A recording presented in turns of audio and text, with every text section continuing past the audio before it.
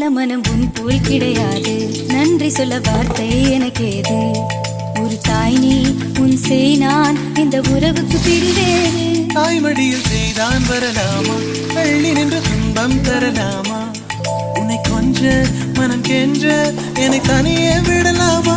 குழந்தையும் குமரி என்றாயாச்சே, கொஞ்சிடும் பருவம் போயாச்சே. மனம் போலே மகள் வாழ நீ வாழ்த்தும் தாயாச்சே.